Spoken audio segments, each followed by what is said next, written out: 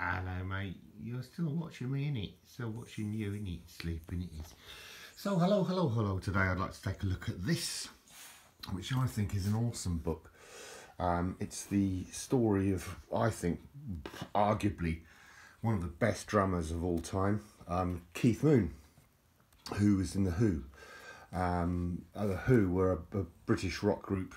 Well, brilliant, you know, just check them out on the Google them. Roger Daltrey, you know, Keith, you know, the other chap with the guitar. I can't remember the names now. My brain's unfortunately dissolving slowly over time, so it's not working out so well. But what's that? What does that say? For me, this is to help you get what? Your brain melting? I don't know what that says. That's my mum's writing. I can't even. What was that? Something you want for your birthday? Yeah, it bloody well was, Mum. Thank you. Well done. Superb. I loved Keith Moon. Well, I'm not personally. I didn't sort of have any relationship with him. I just liked his drumming. He used to stand up. Really bizarre drummer. Manic, you know. A real loon. They used to call him Moon the Loon, and he basically used to stand up sort of thing, doing his bit. I think he was quite a crazy from day one, you know. But he was a genius, and as everyone knows, there's a fine line between nuts and genius. But there he is. There's his birth certificate and all the rest of it, and that's him as a young Ben, you know. He was a good friend of Oliver Reed, who was another nutter.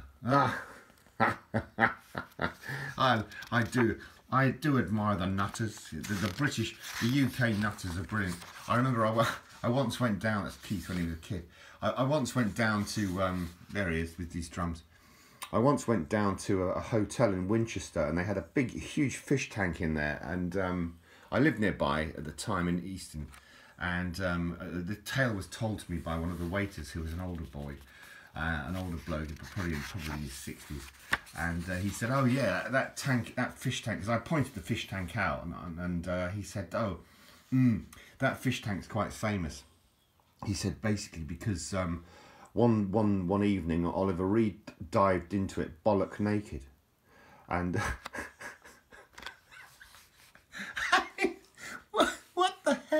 You know, he obviously went down there for a drink, and there he was. He was there, wasn't he? So there you go. There's the Who. Roger, John, Keith, Pete Townsend. That's right. He's the guy I couldn't remember. Pete Townsend. Is he still with us? I don't know. What do I know about anything? Time is shifting on. As the sands of time are constantly moving. Unfortunately, for me anyway, because I'm getting older and old fart. What was that song? Old fart sat on the corner of a jam tart or something. I don't know. Well, Simon and Garfunkel, Old Friends. I'm parodying it, obviously. The Who are you? Who. But Keith was one hell of a drummer. He's a funny bloke as well. He was. He used to love to get smashed out of his head, didn't it, on booze and stuff, which is unfortunately what. Well, he used to smash up his kit. You know, that. He was one of the first people ever to destroy their own musical equipment. I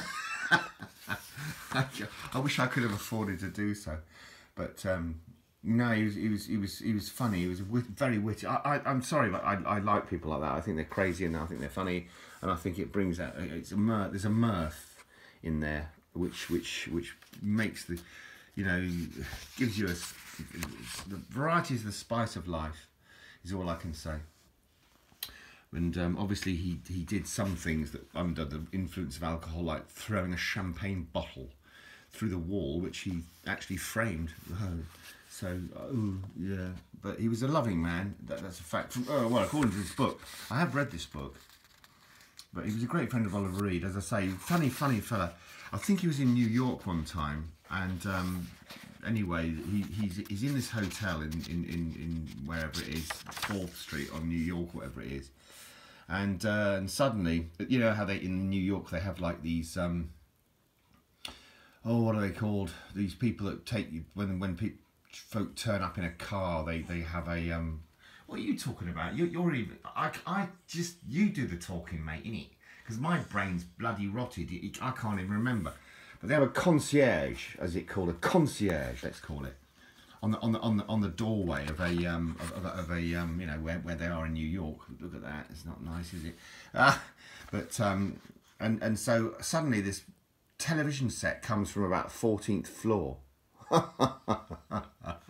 and smashes right in front of the concierge, who of course runs out into the street and says, "What's going on?" And it's Keith Moon there, and he's naked, and he's yelling out the window, "Answer the fucking phone, otherwise the radio's coming next." he was obviously trying to order some stuff from the hotel, and no one was answering the phone. Oh my God. Oh well, whatever. I find that funny. Sorry, I know that's my warped sense of humour. But Keith's modes of transport. There you go. You see, he had a load of money, innit?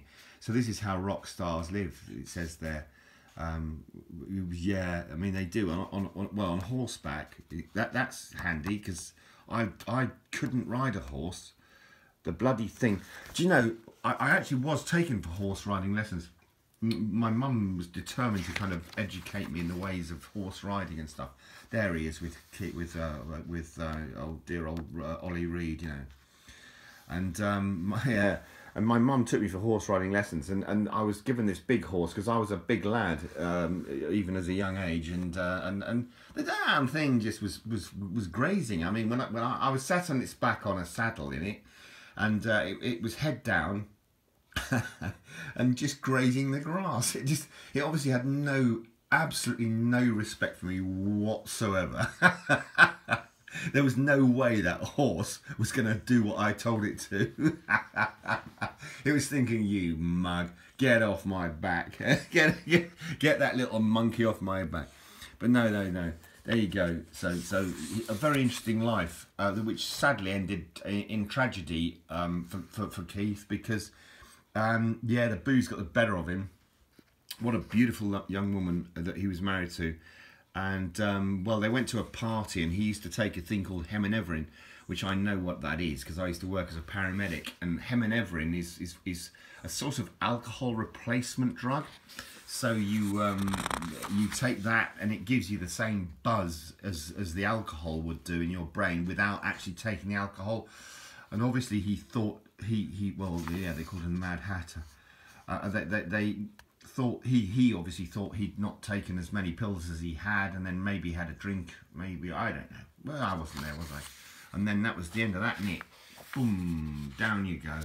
So many times, unfortunately, having worked as a paramedic, I've met with these sorts of situations where people have overdosed, or they've done something which has created a situation where they're in, a flatliner, as we would call it. In other words, their heart's not beating anymore. And sadly, that's what happened to Keith. Bless him. It's a shame, because he was a good bloke. I think it's a humour, an amazing thing. So there it goes, fueled by vast quantity of drink, drugs, insecurities, and confusion, Moon destroyed everything with gleeful abandon. Drum kits, houses, cars, hotels, royal relationships, and finally himself. That, I think, sums it up. This is a great book. If you are interested at all in The Who or Keith Moon or old British rock groups, grab yourself a copy, because I can tell you it's a great read. It's a great read. Quite a rare one now. You might struggle to find a hardback. I can tell you, you might struggle, because there aren't that many of them about. And when they are, they're quite pricey. But there is a copy of the book in softback, and a widely available softback book. So anyway, thanks ever so much for watching. As always, all the very best wishes. Cheers.